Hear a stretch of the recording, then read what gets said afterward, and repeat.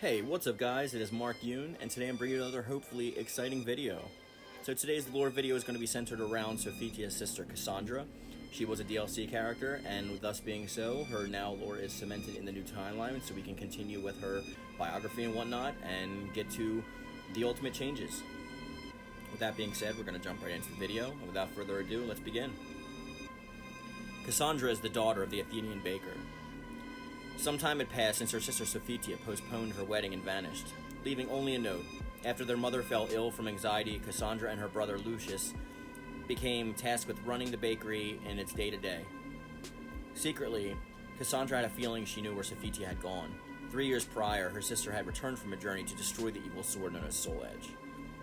An explanation her family had a difficult time accepting. After all, who would believe that a god had entrusted the destruction of such a dangerous sword to a mortal? As it turns out, Cassandra believed her sister, having met the ninja Taki who had saved Sophitia's life.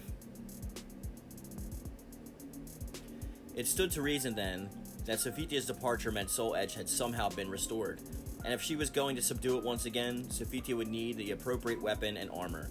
Half convinced of where she needed to go, Cassandra suddenly began to run. Rothion was hiding something, and Cassandra knew it. Eventually, her sister's fiancé gave in to her question and confirmed Cassandra's suspicions. Sophitia had headed out once more to destroy Soul Edge. Upset the two of them had made such an important decision without saying a word to their family, Cassandra took it upon herself to use the holy weapon and armor to fight the malfested hordes in her sister's stead. With each battle, she slowly became to understand her sister's motivations for doing what she had done, but not that she could have willfully put her life in so much danger.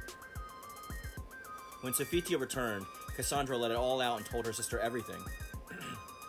Sophitia responded kindly, and made Cassandra realize that she could never hold a candle to her own sister. Sophitia's wedding day finally came, and when Cassandra saw her sister smile, she felt like all her struggles and effort had been really worth it. However, it was not yet over.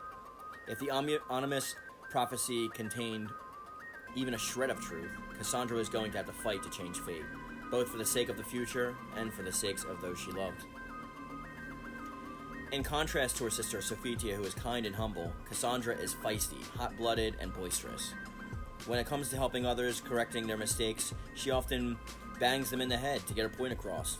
Cassandra has stated that she hates people who hide secrets, which is hypocritical because she never told Sophitia about the fragment of Soul Edge that is too close to her sister's heart.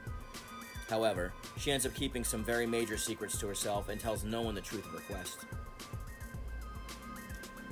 If you want to know about her fighting style, you can go back and look at my Sophitia lore video, because even though she does have a differing style, which we will discuss, she does use the same weapons, the Omega Sword and the Elk Shield, and pretty much the same Athenian style with her own twists of it.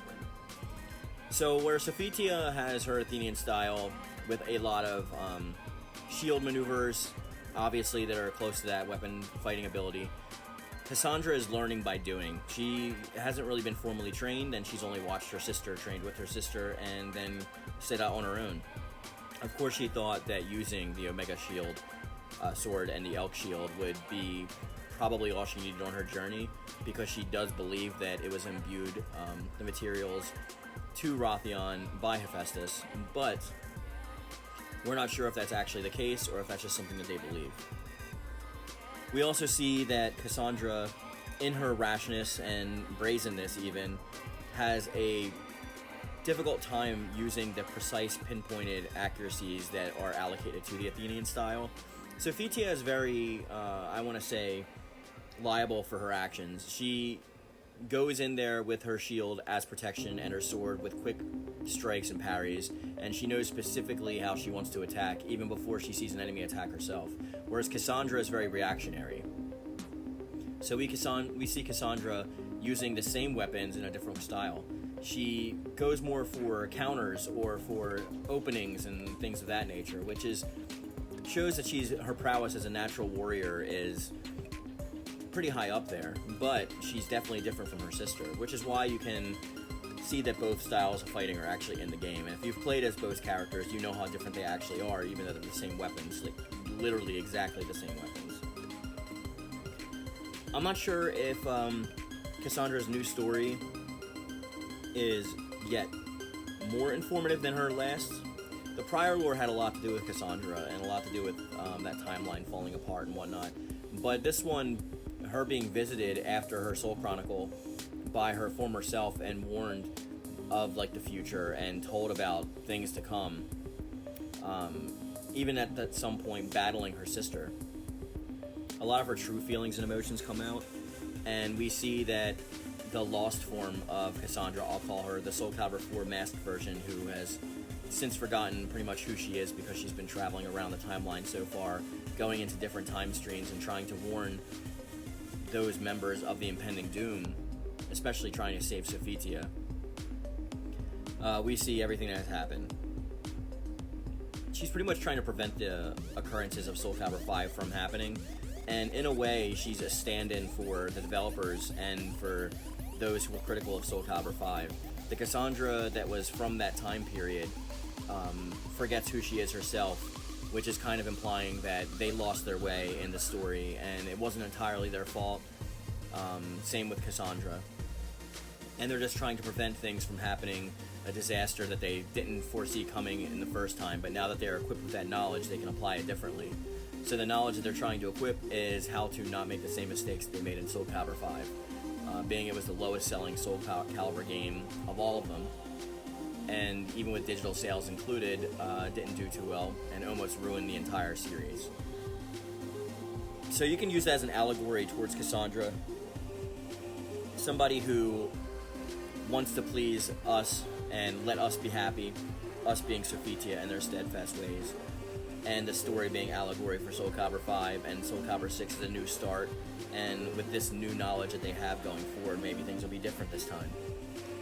So who knows what's going to happen in the future of the series, but with her lore and the way that she is being portrayed, I'm really excited for Cassandra because she seems to be a main player in all of this, and I really want to see what happens with now her, even the little bit of knowledge that she has from her future self or past counterpart, whatever you want to consider her. And now that she knows what's going on with Sophitia, maybe she can actually help to prevent some of this. With that being said, guys, we're going to bring this video to a close. I want to thank you guys for watching. And as always, thank you, and thick you. Hey, what's up, guys? Have you always wanted some sweet Mark Yoon merch? Maybe a thick you shirt, maybe a shirt from Squirt, maybe my pretty face with my logo all over your body, or a throw pillow, or blanket, or anything? Well, you're in luck, because I just launched my merch store, and it is going to be available on Redbubble, and you will find a link to it in my description box down below. It's got a lot of quality content, and a lot of good stuff for you to pick up, so you can show your support for the channel, and just rep Mark Yoon. Alright, guys, as always, thick you.